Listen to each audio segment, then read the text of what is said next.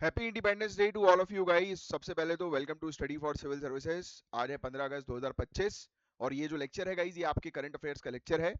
आप में से जो भी स्टूडेंट यूपीपीसीएस, यूपीएससी, बीपीएससी या किसी भी स्टेट पीएससी की तैयारी कर रहे हैं तो लेक्चर को एंड तक जरूर देखना। और ये है हमारी ज्ञान सर। और आज का दिन गाइस लास्ट डे है हमारे ऑफर का, जहां पर 50% का फ्लैट डिस्काउंट जो है वो आपको हमारी एप्लीकेशन पर मिल रहा है, study for civil services application और दूसरी ज्ञान सर एजुकेशन ऐप। और वहां पर 50% का फ्लैट डिस्काउंट सभी कोर्स में आपको मिल जाएगा। उसके लिए आपको करना ये है, डायरेक्ट एप्लीकेशन डाउनलोड करो, कोर्स में जाओ, कोर्स में जाकर अपना कोर्स सेलेक्ट करके उसमें कूपन कोड डाल दो ज्ञान सर, GYNSIR, ज्ञान सर। ये कूपन कोड जैसे ही डालोगे आपका 50% डिस्काउंट हो जाएगा। और कोई भी तकलीफ आती है तो दिए गए नंबर पर कांटेक्ट करके पूछ सकते हो आप। UPPCS, BPSC, UKPSC, ROE, ROB, EO, UP triple SC exam, even Haryana, Rajasthan, Chhattisgarh PSC के भी कोर्सेज अवेलेबल है। प्लस आज से एक और नया ऑफर जो है वो शुरू हुआ है। बिहार पीएससी की तैयारी कर रहे हो, बीपीएससी की आप, तो उसके लिए प्रैक्टिस अगर आपको करनी है तो उसका एक प्रैक्टिस कोर्स है हमारा, जहां पर प्रीलिम्स के लिए पूरी आपकी प्रैक्टिस करवाई जाती है क्वेश्चंस की। तो उसकी डिटेल्स भी आपको ज्ञान सर एजुकेशन ऐप पे मिल जाएगी। और उसके लिए 499 का वो बैच है, बट अगर कूपन कोड यूज करोगे ज्ञान सर डिस्काउंट तो वो बैच 99 में मिल जाएगा आपको, मात्र 99 में। तो आज ही जो है वो इसका बेनिफिट जो है वो उठाएं, इन ऑफर्स का। और एप्लीकेशन डाउनलोड करके अपनी तैयारी जो है वो प्रॉपर तरीके से करें। तो ये है गाइज आज के टॉपिक्स, जिनको एक एक करके हम लोग डिटेल में डिस्कस करेंगे। मैं चाहूंगा कि आप अपने साथ पेन और पेपर लेकर बैठें। जो भी चीज मैं आपको एक्सप्लेन करूंगा उसको आपको बहुत ध्यान से जो है वो सुनना है और समझना है चीजों को। और फिर जो चीज बोलूंगा नोट डाउन करने की, वो चीज आपको जो है वो नोट डाउन करनी है। बट बिफोर स्टार्टिंग मैं आप लोग के एक बार कमेंट जो है वो देख लेता हूँ, किसी कोई डाउट तो नहीं है।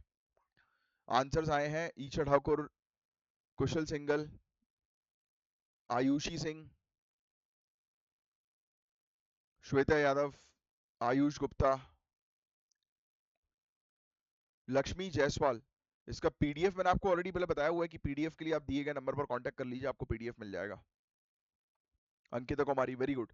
बस रेगुलरिटी ऐसी मेंटेन रखो और कमेंट बॉक्स पे अपने आंसर्स जो है वो देते रहो। कोई डाउट हो आपको तो वो भी आप जो है वो पूछ सकते हो कमेंट बॉक्स पे। ठीक है, चलिए स्टार्ट करते हैं हम लोग हमारे टॉपिक को। तो हमारा जो पहला टॉपिक बड़ा ही इंटरेस्टिंग है, बड़ा ही इंपॉर्टेंट टॉपिक है, मॉडर्न इंडियन हिस्ट्री से जुड़ा ये टॉपिक है आपका। तो हम बात करेंगे काकोरी रेल कॉन्स्पिरेसी के बारे में। तो ये सिर्फ एक लूट नहीं थी, एक रॉबरी नहीं थी, बल्कि ब्रिटिश राज के खिलाफ एक जबरदस्त पॉलिटिकल स्टेटमेंट था। तो आओ डिस्कस करते हैं। 9 अगस्त 1925 का दिन था गाइस। कौन सा दिन था? 9 अगस्त 1925। पहले तो ये चीज आपको पता होनी चाहिए, चाहो तो लिख लो। वैसे तो इसके बारे में आपसे उसमें लिखवाया जाता ही है, फिर भी लिख सकते हो। 9 अगस्त 1925, काकोरी ट्रेन रॉबरी। 9 अगस्त 1925 काकोरी रेलवे स्टेशन के पास, जो उत्तर प्रदेश में है, यूपी में हम लोग को देखने को मिलता है। काकोरी रेलवे स्टेशन के पास ये घटना घटी। कौन लोग इसमें इन्वॉल्व थे? तो लिखना, Hindustan Republican association. Hindustan Republican association के, हिंदुस्तान रिपब्लिकन एसोसिएशन के रेवोल्यूशनरीज जो थे वो इसमें इन्वॉल्व थे। मोटिव क्या था? ब्रिटिश ट्रेजरी ले जा रही ट्रेन से पैसा लूटना। ऑब्जेक्टिव ये था कि ट्रेन को जो है वो लूटा जाए, जिसमें ब्रिटिश गवर्नमेंट की ट्रेजरी फंड्स थे, सरकारी जो खजाना था उसको लूटना मेन ऑब्जेक्टिव था एचआरए का, ताकि रेवोल्यूशनरी एक्टिविटीज फंड हो सके, यानी कि देश को आजाद करने के लिए पैसा जुटाया जा सके ब्रिटिशर से, और कॉलोनियल एक्सप्लॉइटेशन के खिलाफ एक स्ट्रॉन्ग पॉलिटिकल मैसेज दिया जा सके। तो काकोरी कॉन्स्पिरेसी किस ईयर में हुई थी और कौन सा ऑर्गेनाइजेशन इसके पीछे था? तो ये दो चीज, डेट और ऑर्गेनाइजेशन का नाम जरूर ध्यान में रखिएगा। और मोस्ट इंपॉर्टेंट, इसमें कौन कौन लोग शामिल थे, ये चीज अक्सर पीएससी पूछती है। इवन ये वाला टॉपिक तो बड़ा इंपॉर्टेंट है, तो यूपीएससी के पॉइंट ऑफ व्यू से भी बड़ा इंपॉर्टेंट है। राम प्रसाद बिस्मिल, अशफकुल्ला खान, चंद्रशेखर आजाद, राजेंद्र लाहिरी, रोशन सिंह, एम गुप्ता, तो ये सब लोग जो है वो शामिल थे। इनका मानना था कि पेटिशंस और पीसफुल प्रोटेस्ट से आजादी नहीं मिलेगी, इसलिए डायरेक्ट एक्शन लेना जरूरी है। रेडिकल कंजर्वेटिव्स नहीं थे, ये चेंज चाह रहे थे और रिवोल्यूशनरी चेंज, एक्सट्रीमिस्ट पॉलिसी का भी उपयोग करते थे। एचआरए मेंबर्स ने ट्रेन को रोकी, गार्ड का कोच जो है वो कब्जे में लिया और सरकारी खजाने का कैश जो है वो निकाल लिया। मेन ऑब्जेक्टिव ये था कि सिर्फ पैसा लेना नहीं, बल्कि लोगों में नेशनलिस्ट स्पिरिट जो है वो जगाना। इसका आउटकम जो है वो क्या हुआ, रिजल्ट एज अ रिजल्ट क्या हुआ, तो एज अ रिजल्ट ये हुआ कि ब्रिटिशर्स ने क्रैकडाउन किया लॉन्च को। ब्रिटिश एडमिनिस्ट्रेशन ने एक एक्सटेंसिव क्रैकडाउन इमीडिएटली जो है इंसिडेंट के बाद लॉन्च किया। ज्यादातर पार्टिसिपेंट जितने लोग इसमें इन्वॉल्व थे, ब्रिटिशर्स ने सबको कैप्चर करके अरेस्ट कर लिया। 1927 में बिस्मिल, अशफाकुल्ला लाहिरी, रोशन सिंह, इनको मौत की सजा सुना दी गई। ये ब्रिटिशर्स का रिएक्शन था। चंद्रशेखर आजाद जी अरेस्ट से बच गए और 1931 तक अंडरग्राउंड काम कर रहे थे। ये फैक्ट भी बड़ा इंपॉर्टेंट है जो आपको ध्यान में रखना है।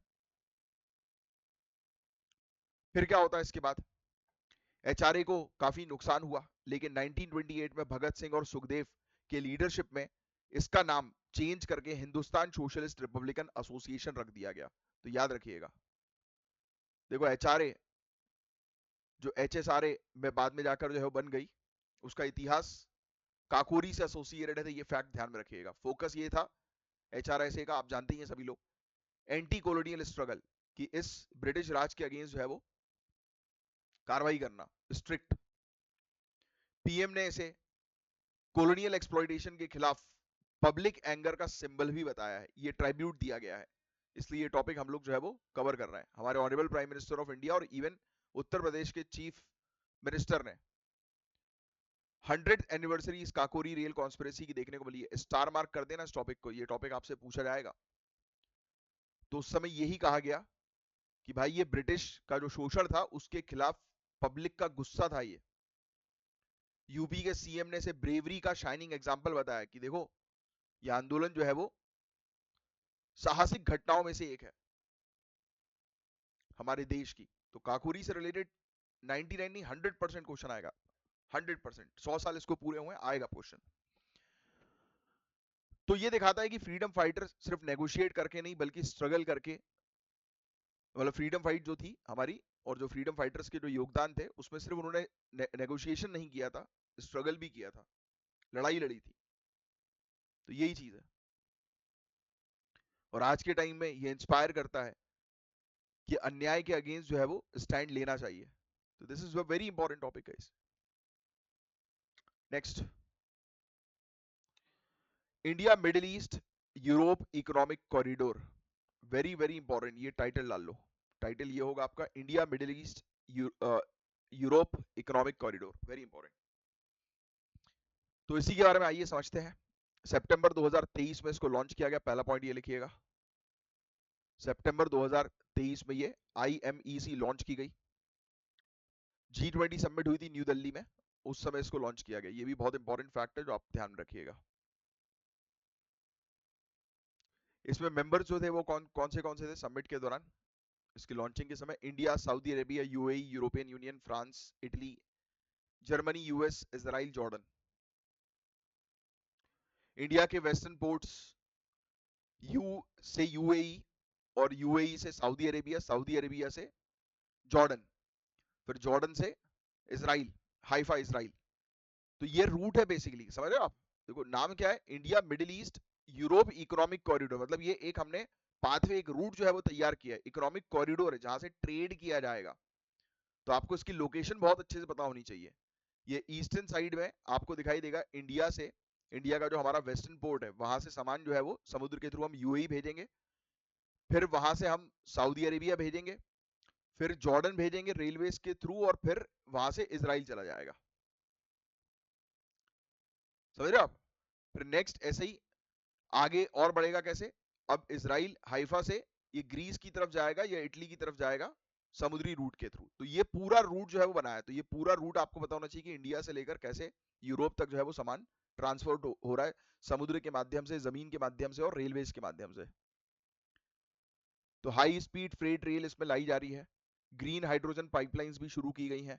सबसी डिजिटल केबल्स मुंबई से लेकर जिनोआ ब्लू रमन प्रोजेक्ट में हम लोग को देखने को मिल रही है। Mumbai Genoa blue Raman project, digital cable जो है वो बिछाई जा रही है समुद्र के नीचे। तो ये सब चीजें इसके कह सकते हो फीचर्स हैं इसके IMEC के। Very important star market topic again. कभी कभी ऐसा क्वेश्चन जो है पूछा जा सकता है कि इसका रूट जो है वो कौन सा इनमें से ऑप्शंस में से। तो ये पूरे रूट जितने मार्क किए ना मैंने वो लिख लीजिएगा। अब हो क्या रहा है, रशिया यूक्रेन का वॉर अभी भी मेजर इंस्टेबिलिटी का सोर्स बन गया है, क्योंकि रशिया यूक्रेन वॉर के कारण इस पे काम जो है वो उतनी तेजी से नहीं कर पा रहे जितना किया जा सकता था। रशियन लीडर्स ने यूक्रेन इशू पर थोड़ा फ्लेक्सिबल अप्रोच दिखाया, लेकिन यूक्रेन कॉन्स्टिट्यूशन टेरिटरी सीड करने की परमिशन नहीं देता। मॉस्को का एम है, यानी कि रशिया का एम है कि सिर्फ टेरिटरी लेना ही नहीं बल्कि यूक्रेन की फॉरेन पॉलिसी और अलायंसेस पर लॉन्ग टर्म कंट्रोल बनाना। और मिडिल ईस्ट इंस्टेबिलिटी भी चल रही है, गाजा में कॉन्फ्लिक्ट चल रहा है, इसने IMEC के वेस्टर्न लेग की प्रोग्रेस जो है वो स्लो कर दी। तो कुछ कुल मिलाकर ये जियो political issue Russia Ukraine war का, और फिर ये जो इसराइल और पैलेस्टीन का जो इशू हम लोग को कंटिन्यूअस गाजा के अंदर देखने को मिल रहा है, तो उस कॉन्फ्लिक्ट से भी जो है वो चीजें आगे बढ़ नहीं पा रही हैं। अब थोड़ा सा एक ट्रेड का आपको आइडिया होना चाहिए। यूरोपियन यूनियन जो है वो इंडिया का लार्जेस्ट ट्रेडिंग पार्टनर है। आंकड़े वगैरह याद रखने की जरूरत नहीं है। स्विस कैनाल जैसे चोक पॉइंट्स अवॉइड होते हैं, राइट, और टाइम और कॉस्ट सेविंग होगा, एक्सपोर्ट कॉम्पिटिटिवनेस बढ़ता है। ग्रीन हाइड्रोजन पाइपलाइन से इंडिया क्लीन एनर्जी सप्लायर जो है वो बन सकता है यूरोप और गल्फ के लिए, और गल्फ एनर्जी इंफ्रास्ट्रक्चर इंटीग्रेशन करके पूरे दुनिया भर का एनर्जी ट्रांजिशन में एक रोल हमारा स्ट्रांग होगा। फिर डिजिटलाइजेशन की बात करें तो ब्लू रमन केबल से India Asia Europe data hub जो है वो बन सकता है, राइट। तो ये भी हो सकता है कि भाई हम एक हब जो के तौर पर बन सकते हैं इस ब्लू रमन सबसी केबल प्रोजेक्ट के थ्रू। बट वो काम जो है वो स्लो हो गया, इसलिए आर्टिकल जो है वो हम लोग को न्यूज में देखने को मिल रहा है। IMEC के ईस्टर्न लेग में प्रॉब्लम्स होने से इंडिया की कनेक्टिविटी जो है वो दिक्कत में आ गई। इवन चाइना का बेल्ट एंड रोड इनिशिएटिव जो है, one belt one road initiative, तो उसका ये ऑल्टरनेटिव बन सकता है IMEC। बट यस, प्रॉब्लम्स जो चल रही हैं, जो गाजा के अंदर जो इशू चल रहा है, जो रशिया यूक्रेन का इशू चल रहा है, तो उसके कारण से ये चीजें जो है वो डिले हो रही हैं। गाजा वार ने सऊदी और इसराइल के बीच में बातचीत को रोक दिया। जॉर्डन और इसराइल के रिलेशनशिप भी खराब है। सऊदी अरेबिया और UAE के बीच में लॉजिस्टिक हब्स को लेकर इश्यूज हैं। अभी रेलवे जो है वो डेवलप नहीं है, इंफ्रास्ट्रक्चर का गैप है। टैरिफ और इंश्योरेंस सिस्टम जो है वो प्रॉपर नहीं है। यमन, लेबनान, सीरिया, इन सब क्षेत्रों में कॉन्फ्लिक्ट क्रिएट हो रहा है, जिसके कारण से प्रोग्रेस जो है वो आगे बढ़ नहीं पा रहा है। तो यही है, UPI एडॉप्शन UAE में हुआ है, सऊदी अरेबिया में हुआ है, बट फिर भी जो इसका मेन ऑब्जेक्टिव जो हम लोग को देखने को मिल रहा है वो कंप्लीट नहीं हो पा रहा। तो बस ये आर्टिकल यही समझा रहा था कि हमारे पास एक ऑल्टरनेटिव रूट तो है, बट जियोपॉलिटिकल टेंशन के कारण इस पर काम बड़ा धीरे धीरे जो है वो चल रहा है। तो इस पर तेजी दिखाने की जो है आवश्यकता है, और वो तभी पॉसिबल होगा जब ये कॉन्फ्लिक्ट जो चल रहे हैं वो रिजॉल्व होंगे, तब जाकर स्टेबिलिटी जो है वो मेंटेन रहेगी। अब आगे बढ़ते हैं हम लोग। ये वाला टॉपिक जो है वो वेटनरी बायोटेक्नोलॉजी से रिलेटेड है। और वेटनरी की बात हो रही है तो आप जानते हैं कि दिल्ली में बड़ी खतरनाक स्थिति जो है वो चल रही है डॉग्स को लेकर। तो आपका क्या विचार है उस मुद्दे पर, मुझे कमेंट बॉक्स पे जो है वो लिखकर बताएं। अब देखो, हम बात करेंगे जो एग्रीकल्चर इकोनॉमी और रूरल लाइवलीहुड दोनों पे इम्पैक्ट डाल रहा है ऐसी साइंस एंड टेक्नोलॉजी के डेवलपमेंट के बारे में। वेटनरी बायोटेक्नोलॉजी GS पेपर 3 में आ सकता है। Union science and technology minister ने हैदराबाद के national institute of animal biotechnology में इंडिया का पहला state of art animal stem cell bio bank का उद्घाटन किया। लिख लेना भैया, पहला पॉइंट पूरा लिख लिया जाए कि हैदराबाद के अंदर जो है वो animal national institute of animal biotechnology में पहला इंडिया का animal stem cell bio bank का उद्घाटन हुआ। क्या होते हैं स्टेम सेल, मुझे कमेंट बॉक्स में लिखकर बताएं। स्टेम सेल्स के बारे में जो है आपको पता होना बहुत ज्यादा जरूरी है। जेनेटिक इंजीनियरिंग की फील्ड में जो है वो बहुत काम हो रहा है स्टेम सेल्स का। उसकी मदद से जो है वो पर्सनलाइज्ड बीमारियां जो है वो ठीक की जाती है इंसान की, जो बाय बर्थ कई बार होती है लोगों को, उसको भी रिपेयर कर दिया जाता है, क्योंकि इसमें डीएनए के अंदर जो डिफॉर्मिटीज होती है उसको ठीक करने पर किया जाता है। अब ये जो इन्होंने इंस्टीट्यूट खोला है एनिमल्स के लिए स्पेशली, कि एनिमल्स का स्टेम सेल बायो बैंक जो बनाया जा रहा है उसका उद्घाटन हुआ है, उसमें करीब 1,85 करोड़ रुपए लग गए हैं, और आप कह सकते हैं कि 9300 स्क्वायर फीट, 9300 स्क्वायर फीट की एरिया में ये बना है। तो ये चीज यहाँ पर बताई जा रही है। ये तो टोटल कॉस्ट इसमें 20 करोड़ रुपए यहाँ पर जो लिखी हुई है, मिनिस्ट्री ने ये भी कहा है कि फाउंडेशन स्टोन रखा है हॉस्टल का, हॉस्टल इन सब का, बट बाकी पूरा जो टोटल बना है वो करीब 1.85 करोड़ की कॉस्ट में हम लोग को जो है वो देखने को मिला है, ये जो बायो बैंक है वो, है ना। और ये भी बताया जा रहा है कि मिनिस्टर ने फाउंडेशन स्टोन रखा है कि नए हॉस्टल ब्लॉक्स बनाए जाएंगे, टाइप 4 क्वार्टर्स भी बनाए जाएंगे। इसको डिपार्टमेंट ऑफ बायोटेक्नोलॉजी ने अप्रूव भी कर दिया, जिसकी टोटल कॉस्ट 20 करोड़ के आसपास की बताई जा रही है।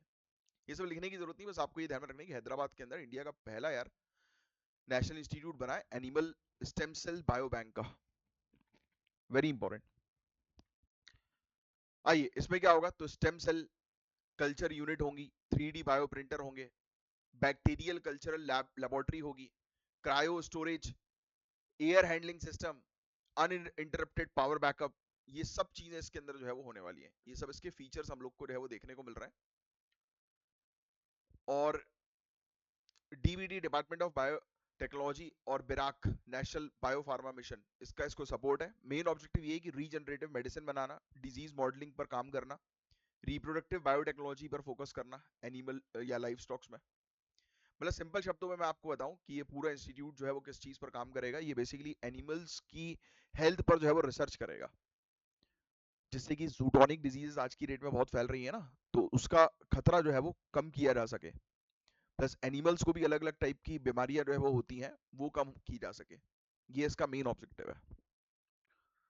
आपसे तो सिटी से रिलेटेड क्वेश्चन पूछेंगे। वन हेल्थ अप्रोच के ऊपर फोकस किया जा रहा है कि ह्यूमन एनिमल एनवायरमेंट की हेल्थ जो होती है वो आपस में लिंक होती है। One health approach, one health approach से रिलेटेड मेंस में ऐसे लिखने के लिए पूछे जा सकते हैं आपसे, तो वन हेल्थ अप्रोच का एक अच्छा आंसर बना के रेडी रखो अपने पास। Long term bio banking, stem cells की और फ्यूचर रिसर्च के लिए जो है वो ये कलेक्ट जो करेंगे सैंपल्स वगैरह अपने पास रखेंगे, स्टोर करके रखेंगे, ये फ्यूचर रिसर्च के लिए काफी हेल्पफुल हो सकता है।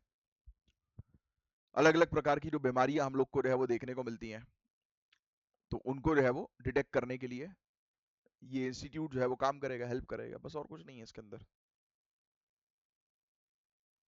ये लिख सकते हो, 5 बहुत ही शानदार वेटनरी टेक्नोलॉजीज हैं। Rapid Brucie losses detection, rapid Brucie losses detect करना, ये सिर्फ इसके बुलेट पॉइंट्स लिख लो आप। वन, ये सिर्फ बुलेट पॉइंट, इस पर डिटेल में जो लिखा है वो लिखने की जरूरत नहीं है। इन सब चीजों पर काम हुआ है। जापानीज एंसीफिलाइटिस डिटेक्शन किट, फिर toxoplasmosis detection kit, specific infection को डिटेक्ट करने के लिए, anti microbial sensitive testing device, mastitis detection, ये कॉस्ट इफेक्टिव होता है। ऑन साइट टेस्ट होता है डेयरी के कैटल्स के लिए, यानी कि बछड़े वगैरह के लिए, गाय वगैरह के लिए ऑन फील्ड जो है वो टेस्टिंग हो जाती है। तो ये सब किट से लाइव स्टॉक की हेल्थ जो है वो इंप्रूव हो सकेगी। और लाइव स्टॉक हमारे लिए बड़े इंपॉर्टेंट भी है, हमारी देश की आपको पता है एग्रीकल्चर का कंट्रीब्यूशन जो है जीडीपी में वो 18% है, 60% वर्कफोर्स को सपोर्ट करता है। और लाइव स्टॉक की हेल्थ का इनोवेशन जो है वो प्रोडक्टिविटी को बढ़ा देगा, फार्मर्स की इनकम को बढ़ा देगा, जीडीपी भी बूस्ट करेगा। क्योंकि ऑब्वियस ही बात है कि आपको पता है कि किसान जो है या जो लोग एग्रीकल्चर से बिलोंग करते हैं वो लाइव स्टॉक फार्मिंग भी करते हैं, यस, पशुपालन। तो पशु की हेल्थ अच्छी होगी तो उनको अच्छा बेनिफिट मिलेगा। ठीक है, बस यही चीज है इसके अंदर, और कुछ नहीं है ज्यादा। बायोटेक्नोलॉजी बायो E3 पॉलिसी के साथ भी इसको लिंक किया जा रहा है, जिसका मेन ऑब्जेक्टिव है कि इंडिया को उभरती हुई बायोटेक्नोलॉजी में आगे बढ़ाना।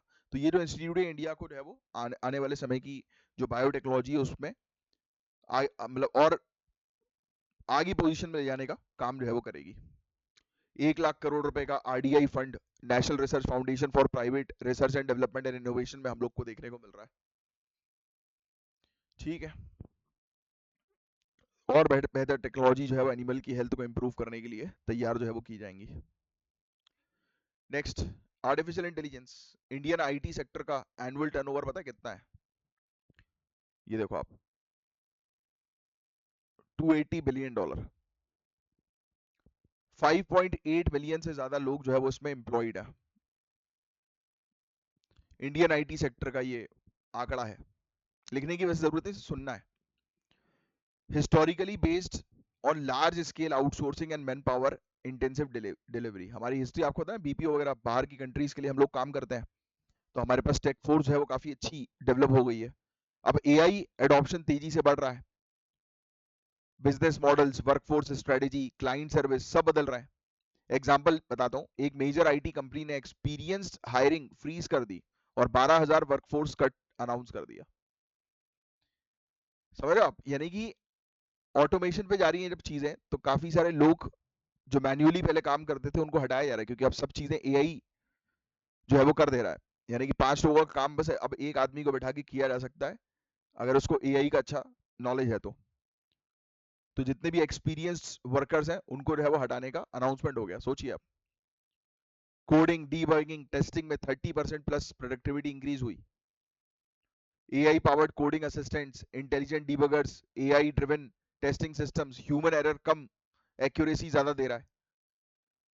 बट फिर भी कंप्लीटली एआई के ऊपर डिपेंड होना बहुत ही खतरनाक हो सकता है। प्रोडक्टिविटी बढ़ती जा रही है एआई टूल्स की मदद से। High value AI driven service delivery पर फोकस किया जा रहा है। रिस्पॉन्सिबल एआई को इंटीग्रेट करना बहुत ज्यादा जरूरी है आज की डिमांड को ध्यान में रखते हुए। और साथ ही साथ जिन लोग को जॉब से हटाया जा रहा है उन लोग के लिए जो है वो एक स्पेस लाना बहुत जरूरी है, नहीं तो फिर बहुत बुरी स्थिति हो जाएगी, क्योंकि फिर एम्प्लॉयमेंट कहाँ से जनरेट हो पाएगी। तो ये आर्टिकल उसी की जो है बात कर रहा है। पूरे दुनिया भर में एआई का एडॉप्शन पार्टनर जो है उनको रिस्पॉन्सिबल इंप्लीमेंटेशन पर काम करना पड़ेगा। Sector specific AI solutions provide किए जाएं। Data governance, privacy, security expertise पर फोकस जो है वो किया जाए, ये बहुत जरूरी है। ठीक है, सिक्योरिटी, एआई, प्रिवेसी। ठीक है, छोटी और मीडियम एआई कंपनीज को जो है वो सशक्त बनाओ, जिससे कि वो और बेहतर तरीके से अपने प्रोडक्ट्स डिलीवर कर पाए और compete कर पाए लार्ज स्केल कंपनीज के साथ, क्योंकि लार्ज स्केल कंपनी जो है वो छोटी, बोलते ना बड़ी मछली छोटी मछली को खा जाती है, तो छोटी मछलियां सर्वाइव कर पाए इसलिए उनको सशक्त करना जरूरी है। और वो कैसे पॉसिबल होगा? ऑब्वियस ही बात है, गवर्नमेंट सपोर्ट के थ्रू पॉसिबल होगा। बस ये वाला आर्टिकल यही बता रहा है कि जैसे जैसे एआई जो है वो आगे बढ़ता जा रहा है, वैसे वैसे हमें देखने को मिल रहा है कि लोगों को जॉब से हटाया जा रहा है, अनएम्प्लॉयमेंट की प्रॉब्लम जो है वो बढ़ती जा रही है, प्रेशर जो है वो क्रिएट होता जा रहा है। तो ये चीज हम लोग को जो है वो देखने को मिल रही है। नेक्स्ट टॉपिक जो है, ये जो टॉपिक है ये स्कीम का नाम लिख लो यार, ये टॉपिक लिखने वाला है। PM PM E drive scheme extension, PM electric drive revolution in innovation vehicle enhancement. PM E drive इसका फुल फॉर्म है। पीएम ई ड्राइव का ये फुल फॉर्म है जो मैंने आपको बताया, लिख लो। इसी के बारे में हम बात करेंगे। अब पीएम ई ड्राइव स्कीम को अभी एक्सटेंड किया गया है 2 साल से, मार्च 2028 तक ये स्कीम चलेगी, लिख लेना। 31 मार्च 2028 तक स्कीम चलेगी। टू व्हीलर, थ्री व्हीलर जो इलेक्ट्रिक व्हीकल्स होती है ना, उस पर सब्सिडी देने की बात की जा रही है 31 मार्च 2026 तक, लिख लो। 31 मार्च 2026 तक टू व्हीलर, थ्री व्हीलर वाले जो होते हैं ना इलेक्ट्रिक व्हीकल्स, तो उनको सब्सिडी दी जा रही है। फोकस ये है इलेक्ट्रिक बसेस के ऊपर, ट्रक्स के ऊपर, एम्बुलेंस के ऊपर, चार्जिंग इंफ्रास्ट्रक्चर के ऊपर, टेस्टिंग फैसिलिटीज के ऊपर। 1 अक्टूबर 2024 में जो है वो इस स्कीम को जो है वो लॉन्च किया गया था, ये भी लिख लेना। और अब 2028 तक ये स्कीम चलेगी। सॉरी, किस मंत्रालय की ये स्कीम है ये पूछा जा सकता है, तो ministry of heavy industry.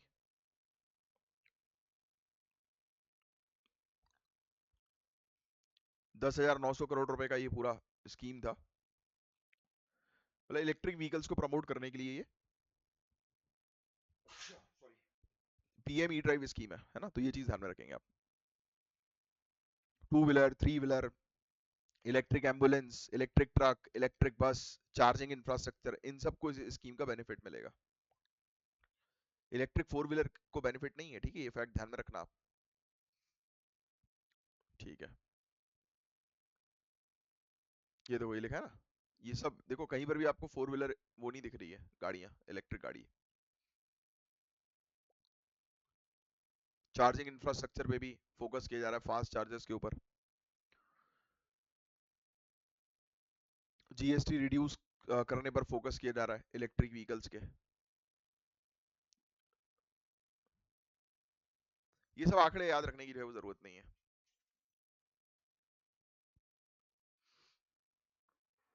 2,000 crore रुपए की फंडिंग इंफ्रास्ट्रक्चर में डालने की बात करी है इन लोगों ने। 22,100 फास्ट चार्जर 4 व्हीलर्स के लिए। अब देखो चार्जिंग इंफ्रास्ट्रक्चर में ऑब्वियसली बात है 4 व्हीलर्स को फायदा होगा, बट डायरेक्टली 4 व्हीलर्स के लिए सब्सिडी नहीं है, ट्रक्स के लिए है, बट बसेस के लिए है। 1800 चार्जर जो है वो बसेस के लिए लाने की बात की जा रही है। 48,400 चार्जर्स 2 और 3 व्हीलर्स के लिए। 2,000 करोड़ की इन सब चीजों में फंडिंग दे रहा है। टेस्टिंग फैसिलिटीज को अपग्रेड करने पर फोकस किया जा रहा है। तो ये सब चीजें हैं। तो ये पीएम ई ड्राइव स्कीम जो है वो मेनली इलेक्ट्रिक व्हीकल्स को बूस्ट। अच्छा, क्या क्या है हमारा टारगेट हमारी कंट्री का, कि हमारी जो कन्वेंशनल व्हीकल्स को इलेक्ट्रिक व्हीकल्स में क्या चाह रहे हैं हम लोग, मतलब कब तक का टारगेट है हमारा, और कितनी परसेंट व्हीकल्स हमारी इलेक्ट्रिक व्हीकल्स देखने को मिलेंगी सड़कों में। कमेंट बॉक्स में लिखकर बताओ, देखते हैं किसको पता है इस चीज का आंसर। नेक्स्ट, खेलो इंडिया अस्मिता, लिख लो, खेलो इंडिया अस्मिता। पहला स्टेटमेंट करेक्ट है कि इनकरेक्ट है? पहला स्टेटमेंट गलत है। खेलो इंडिया अस्मिता टारगेट कर रही है बच्चियों को जिनकी उम्र 13 साल की है या उससे नीचे, ना कि 15 साल या उससे नीचे, याद रखिएगा। खेलो इंडिया प्रोग्राम का ये वुमेन सेंट्रिक इनिशिएटिव है। Point number 1, women centric initiative खेलो इंडिया प्रोग्राम के अंडर आता है, तो नाम से मेरा खेलो इंडिया। ऑब्जेक्टिव ये है 13 साल या उससे कम की जो बच्चियां हैं उनके लिए है, ये लिख लेना, 13 साल या उससे कम की बच्चियों के लिए। दूसरा स्टेटमेंट बिल्कुल करेक्ट है। इनॉग्रेशन लीग जो है वो इसकी लॉन्च हुई थी जलगांव महाराष्ट्र में। फुटबॉल के ऊपर फोकस किया है। तीसरा स्टेटमेंट भी करेक्ट है। प्रोग्राम जो है वो इसको खेलो भारत नीति के साथ जो है, खेलो भारत नीति के साथ जो है वो इंटीग्रेट किया जा रहा है, इंडिया के long term sports development agenda को ध्यान में रखते हुए। नेक्स्ट टाइटल डालो, Fukushima Daiichi nuclear power plant. Tritium, ये पहला वाला स्टेटमेंट जो है वो गलत है। ट्राइटियम का हाफ लाइफ जो होता है वो लगभग 32 साल होता है, ठीक है ना, 12 साल नहीं होता। ये रेडियो एक्टिव आइसोटोप हम लोग को हाइड्रोजन का देखने को मिलता है, जिसमें एक प्रोटॉन होते हैं 2 न्यूट्रॉन्स होते हैं। इसकी हाफ लाइफ जो है 32 साल 32 ईयर्स होती है, ना कि 12 ईयर्स। ट्राइटियम। नेक्स्ट बिल्कुल सही है। फुकुशिमा से जो वाटर डिस्चार्ज जो होता है ट्रीटमेंट के बाद, उसमें ऑब्वियसली ट्रिटियम तो रहता ही है। फिल्ट्रेशन टेक्नोलॉजीज जो होती हैं जैसे कि advance liquid processing system, ALPS यानी कि एडवांस लिक्विड प्रोसेसिंग सिस्टम, ये रिमूव नहीं कर पाती ज्यादातर रेडियो न्यूक्लाइड्स को। ठीक है, तो याद रखना, पानी ट्रीट होने के बाद भी इसके अंदर जो है ये एक रेडियो एक्टिव आइसोटोप रहता है, जो कि काफी डेंजरस है हेल्थ के लिए। नेक्स्ट वाला स्टेटमेंट ये भी सही है। ट्राइटियम्स का बीटा रेडिएशन ये लो एनर्जी का होता है, और स्किन के अंदर जो है वो पेनिट्रेट नहीं कर पाता ह्यूमन स्किन के अंदर, बट इंटरनल एक्सपोजर जो है वो ज्यादा अमाउंट में कैंसर का रिस्क बना सकता है। तो ऑब्वियसली बात है कि भाई रेडियो एक्टिव आइसोटोप है, तो इससे कैंसर होने की संभावना तो है कि नहीं। तो ये है गाइस पूरा ओवरऑल टॉपिक, और ये है एक मेंस का क्वेश्चन। ट्राई करो इस क्वेश्चन का जो है वो आंसर देने की, और ज्ञान सर के पेड कोर्स को जो है वो जरूर ज्वाइन करो।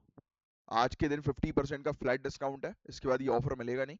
और दूसरा बीपीएससी की तैयारी कर रहे हो तो 99 रुपीज़ में प्रैक्टिस सेट आपके लिए अवेलेबल है, वो ज़रूर ज्वाइन कर लेना। तो चलिए अब मिलूंगा आपसे नेक्स्ट लेक्चर में, तब तक के लिए bye bye, take care, have a great day ahead. जय हिंद, जय श्री महाकाल।